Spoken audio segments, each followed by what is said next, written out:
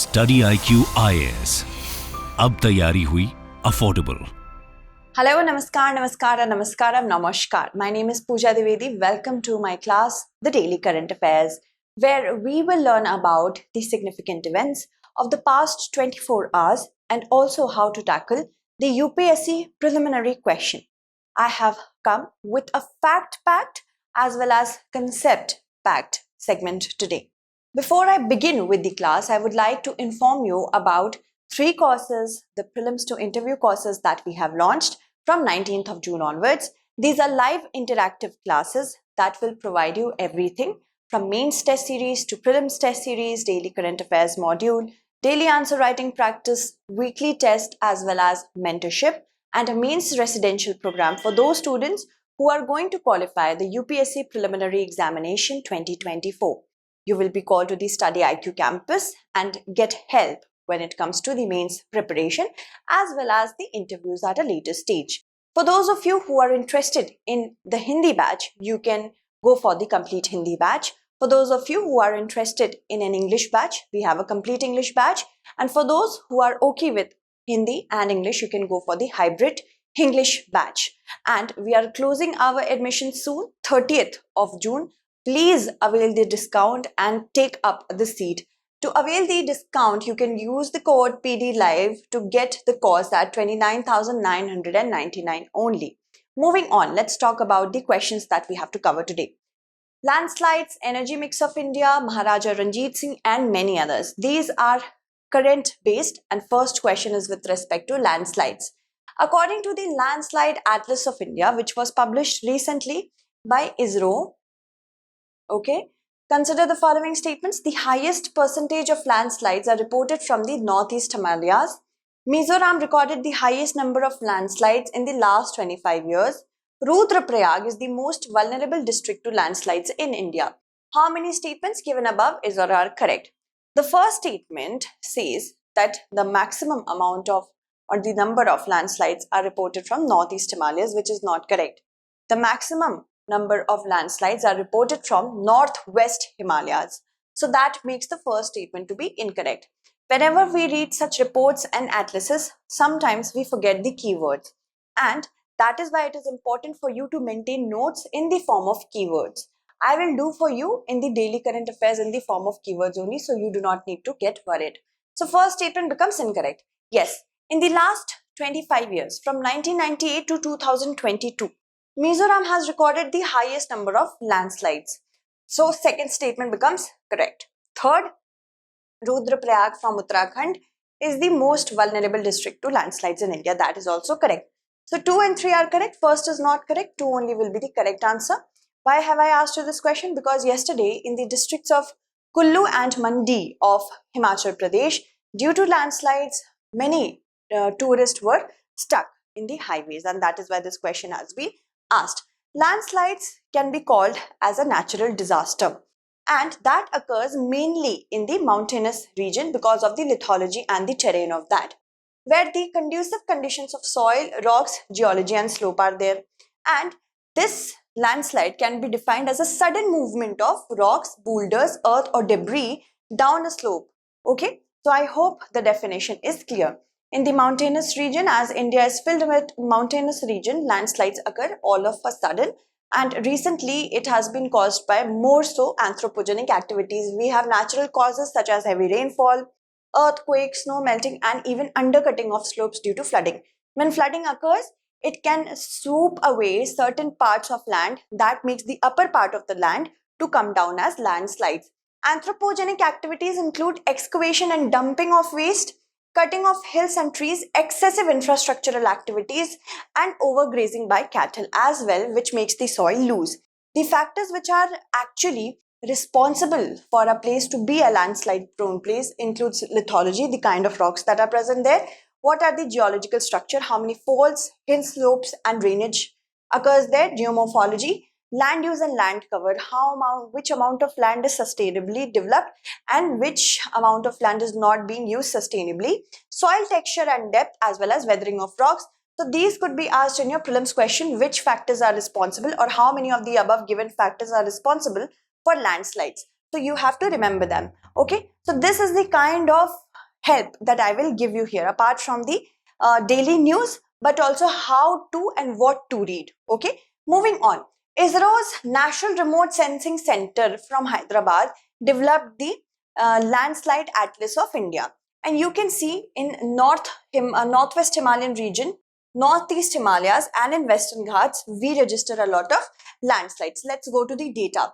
See, India is considered among the top 5 countries that is prone to landslides, and at least one death is reported per 100 square kilometers in India every year due to landslide event. That is the huge magnitude. Rainfall variability pattern is the single biggest cause for landslides in the country. So it could be asked in your examination in a statement manner or in an option manner, that what is responsible, what is the single biggest cause for landslides in the country of India. It is rainfall variability pattern. Different magnitude, different amount, and different kinds of rainfall cause landslides to occur in India. Himalayas and the Western Ghats remain the highly vulnerable areas because, of course, there are mountainous regions. Mizoram has topped the list with respect to the most landslide prone region, as in the most number of landslides have been recorded in Mizoram. Then comes Uttarakhand, Tripura, Arunachal Pradesh, Jammu and Kashmir, and the rest. Okay, moving on. Approximately 12.6% of the country's geographical land area, except for snow-covered area, is prone to landslides. As many as 66.5% of the landslides are reported from northwestern Himalayas, making them the highest numbers region-wise. And about 18.8% are from northeastern Himalayas and 14.7% from western Ghats. Uttarakhand, Kerala, Jammu and Kashmir, Mizoram, Tripura, Nagaland and Arunachal Pradesh. In this particular year, that means from 1998 to 2022, they have reported the highest number of landslides. Mizoram tops the list. More than 12,000 landslides were reported in the past 25 years, and about 9,000 were recorded in 2017 alone. So this is a single year where approximately 9,000 landslide events were recorded. And as you can see, Rudraprayag remains the most vulnerable district to landslides. All right, moving on. Arrange the following sources of energy in the energy mix of India from the highest to lowest. That means these are the different components of energy mix of India. Energy mix, what is energy mix? When you are using energy from different sources in your basket, that is energy mix. Hydropower, oil, coal, nuclear, biofuels and waste, and natural gas. So we have to choose the correct answer using the following codes. The biggest source in our energy basket remains coal. Coal is the king. So first, that of course. India is trying to reduce the dependence on coal, oil and other gases, natural gases, with the help of solar, wind and other sorts of energy, nuclear energy. But it remains low as of now. Coal is the biggest one. Then after that, we have natural gas, no. We have oil. Okay. Oil is another one. Then we have biofuels and waste. 5. Then we have natural gases. 6. Then we have finally nuclear. No, hydropower is better than nuclear. Okay, that is why we are trying to get nuclear energy for civilian use, that is getting energy. 3, 2, 5, 6, 1 and finally nuclear energy, that is 4. 3, 2, 5, 6, 1, 4 is the correct answer. 3, 2, 5, 6, 1, 4. That is option D. So hydrocarbons may and will remain the most important part in the energy mix of South Asian countries. And we have to achieve net zero emission targets.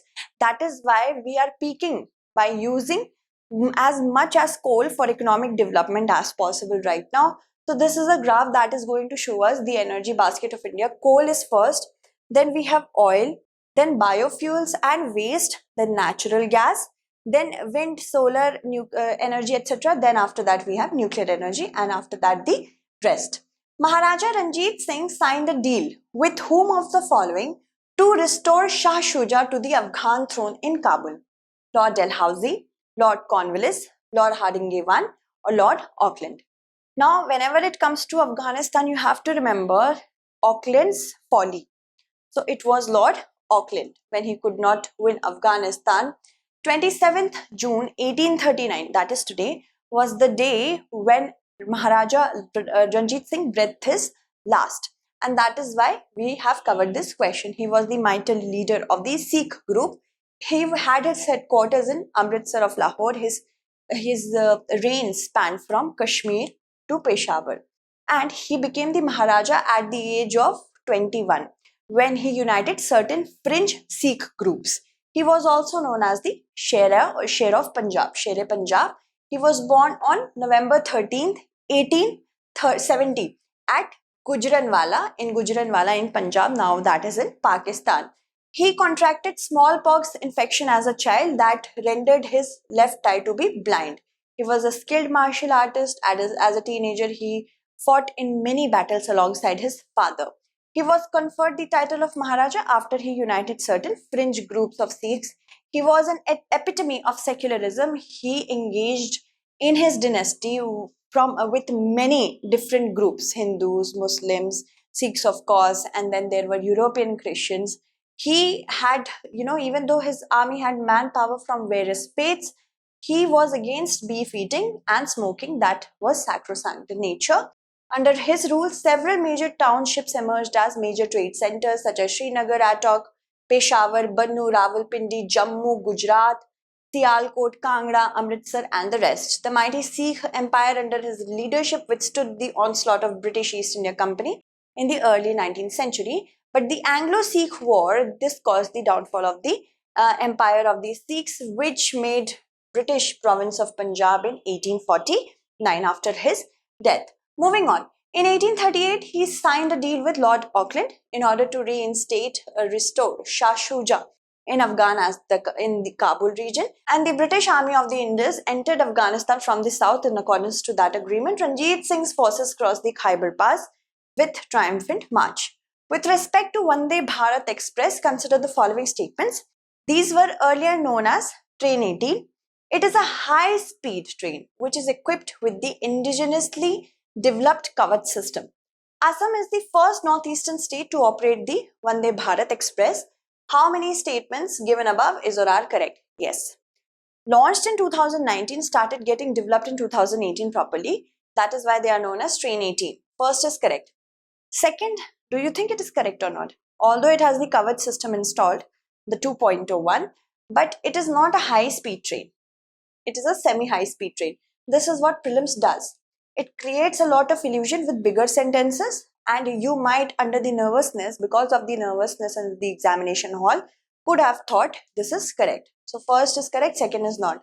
Assam, yes, is the first northeastern state to operate the Vande Bharat. Recently, it was inaugurated in the month of May only. The first and third are correct, second is not correct, 2 only will be the correct answer. Today, the Prime Minister has flagged off 5 Vande Bharat Expresses, and it is from Rani Kamlapati, Jabalpur Vande Bharat Express, Khajuraho Bhopal Indore Express of Vande Bharat only, Madgaon Mumbai Vande Bharat Express, Dharwad Bengaluru Vande Bharat Express, and Hatia Patna Vande Bharat Express. The Vande Bharat Express is a semi-high speed electric multiple unit train known as Train 18 previously, designed and built by the Integral Coach Factory under the Make in India initiative. The first Vande Bharat Express was launched in 2019. The date was February 15 from New Delhi, Kanpur, Allahabad, Varanasi route. This was the route. Many features are impressively entrenched into Vande Bharat Express, including automatic doors, GPS-based audio-visual passenger information system, on-board hotspot, Wi-Fi for entertainment, and comfortable seats as well. The 2.0 version is fitted with the automatic anti-collision system Kavach, which the previous trains did not have. So Kavach is a system which uses high radio frequencies in order to communicate with the other regions. As in, this Kavach protection system, it is fitted in the locomotives, that is the train, the railway tracks, and the stations as well. So all the locomotives here in this picture have Kavach system, both the trains. And the track also has it and the station also has it. These 3 regions, they communicate, these 3 you can say objects, they communicate with each other, okay, telling us about the nearness of the train. All right, like that, in that manner. So whenever supposedly a red signal is jumped and these two trains comes face to face, Kavach system takes over and applies brakes on its own. This is the Kavach system. Assam had the first Vande Bharat operated in this year only, and all the states except 7 in Northeast to have at least one Vande Bharat train by the next month. Okay, so that was the, this is from May 27th only. So from this month only, it is going to happen. Which year has been marked as the elimination year of the sickle cell disease in India? 2028, 2030, 2040 or 2047? The correct answer is 2047, the 100 years of independence. Prime Minister has launched the National Sickle Cell Anemia Elimination Mission at a public program in Shahdol, Madhya Pradesh. And sickle cell disease is an inherited blood disorder. See, red blood cells, healthy red blood cells, they have hemoglobin which attracts and takes the oxygen to various body parts. When these red blood cells, they become disoriented and they have C shape instead of a donut shape, what happens? It is not able to carry hemoglobin effectively, and that causes the lack of hemoglobin in the body. Also, of course, it also results in clotting, because when they become C-shaped, they become sickle shape. This is healthy red blood cell and this is sickle shaped red blood cells. They start colliding with each other and also they become, clotted at one place, causing infection, stroke and the rest. And in someone who has SCD, sickle cell disease, the hemoglobin is abnormal. The healthy red blood cells are reduced and causing anemia. Moving on. The elimination mission will comprise of awareness building. First, we have to know what is sickle cell anemia. Then only we can move forward with the universal screening of 7 crore people in the age group of 0 to 40 years, specifically the tribal population, because tribal population is registered to have the most number of cases with respect to sickle cell anemia. And counseling will also be done through collaborative effort of central ministries and state governments. The launch will mark a crucial milestone of the government's ongoing efforts to eliminate sickle cell anemia by the year 2047. Why do tribes have the largest number of sickle cell disease? Because of certain reasons. Tribals, first, most of the tribal areas are infested with malaria. In order to give evolutionary advantage to the body, the red blood cells turn into sickle shape. And because of that, sickle cell anemia can occur. And when they practice endogamy, that means getting married within one's own clan, they also produce sickle cell babies. So that is why the tribes are the most impacted. This mission will cover 278 districts in 17 states which have a high frequency of sickle cell disease. Gujarat, Maharashtra, Rajasthan, Madhya Pradesh, Jharkhand, Chhattisgarh, West Bengal, Odisha, Tamil Nadu, Telangana, Andhra Pradesh, Karnataka, Assam, Uttar Pradesh, Kerala, Bihar and Uttarakhand. An alarming global study has uncovered 11 times higher mortality in people with respect to sickle cell disease. That is why it is important to raise awareness about it and eliminate it. Consider the following statements. Goa accounted for the highest number of surrendered Indian passport.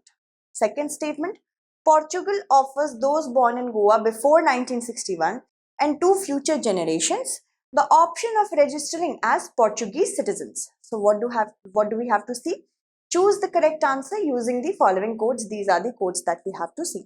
These kind of questions earlier used to come in the CSAT paper, but it is a high possibility that you will encounter more number of statement questions in the upcoming years, specifically Prelims 2024.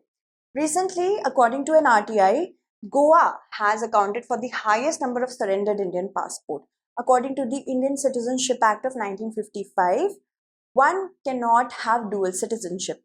If a person has acquired the citizenship of any other country, they have to surrender their Indian passport. The first statement is correct, and this is highly because of Portugal offering those born in Goa before 1961, which is the liberation year of Goa, and to future generations as well, the options to have to become a Portuguese citizen and hence have visa free entry in different countries of Europe. So Both the statements are actually correct, and statement 2 is actually correct with actually explaining statement 1. So both the statements are correct, but statement 2 is not. No, both the statements are correct, but and statement 2 is the correct explanation of statement 1. Option A is correct. Between 2011 to 2022, approximately 70,000 Indians surrendered their Indian passports at regional passport offices across the country. 8 states, which includes Goa, Punjab, Gujarat, Maharashtra, Kerala, Tamil Nadu, Delhi, and others, these have accounted for 90% of the passport surrendering. Okay, and under the Indian Citizenship Act, the person of Indian origin are not allowed dual citizenship if a person has. I have already told you this, so let's not repeat it. This is just for PDF purpose. Portugal offers those born in Goa before 1961 and 2 future generations to apply for Portuguese passport. This will provide visa-free entry to several countries in the United Kingdom and European Union.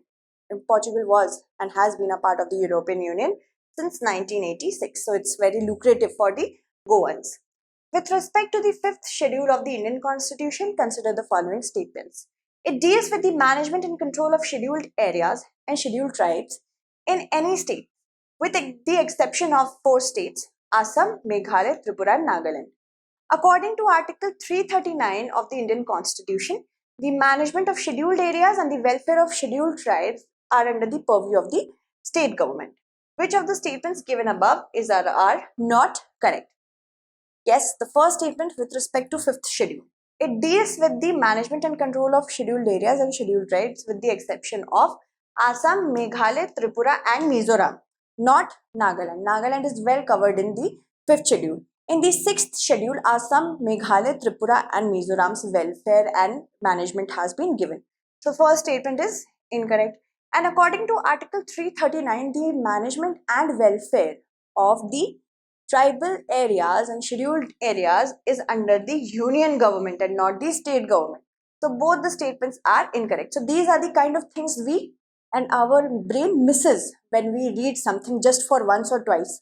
That is why revision is the key and mindful reading is also the key. And of course, knowing what kind of confusions can be created by the prelims through MCQs, that is also a must. So both 1 and 2 will be the correct answer. The formation of autonomous council for 6 eastern districts of Nagaland should be imminent because the meeting is on the way. This is mainly for Mon, Longleng, Twinsang, Noklek, Kifire. So all these particular will have their own management council soon. The fifth schedule of the constitution deals with the management and control of scheduled areas and scheduled tribes with the exception of Assam, Meghalaya, Tripura and Mizoram. Remember these, okay? And the fifth and the sixth schedule, they were considered and approved by the Constituent Assembly in September 1949. The fifth schedule is applicable to all specified tribal areas and ensures tribal autonomy. Why? Because their customs and laws are very different, and so that they do not feel threatened, we provide them such autonomy. Tribal rights over land through Tribal Advisory Council in each state. Article 244 clause 1 talks about all states other than Assam, Meghalaya, Tripura and Mizoram being administered and controlled the scheduled territories and scheduled tribes in accordance with the fifth schedule. Which article? 244 clause 1. Article 339 talks about the management of scheduled areas and the welfare of scheduled tribes. These are under the purview of the union government, not the state government. The Tenzing Norgay National Adventures Award is conferred by Ministry of Tourism, Home Affairs, Youth Affairs and Sports, ISRO. The correct answer is Ministry of Youth Affairs and Sports. Why have I asked you this question? Because the Ministry of Sports has invited nominations for the Tenzing Norgay National Adventure Award, which is TANNA 2022. Who was Tenzing Norgay? He was one of the other first climbers of Mount Everest. He was the guide of Edmund Hillary. Okay, so he is also known as Sherpa Norgay because Sherpas are the guides on the Everest. Okay, why is this award conferred? To recognize the achievements of persons who are associated with adventure, to encourage the youth to have a spirit of endurance, risk-taking and competitive and cooperative teamwork, quick, ready and effective reflexes in challenging situation. It is consisting of a bronze statue with a certificate and an award money of 15 lakh rupees. It is conferred along with the Arjuna Awards by the Government of India. It is at par with the Arjuna Awards. Usually one award is given in 4 categories. For land adventure, water adventure and air adventure. These are 3 categories. One more is their lifetime achievement for adventure activities on the land, sea and air. It may be given posthumously, that means after the death of a person, if there is a need. So these kind of questions are asked. If you want the PDF of this particular class, you can be a part of my Telegram channel, Pooja Dwivedi, StudyIQ UPSC. If you have any questions with respect to UPSC, any question, you can talk to me on my Instagram as well. Thank you so much for watching. StudyIQ IAS. अब तैयारी हुई affordable.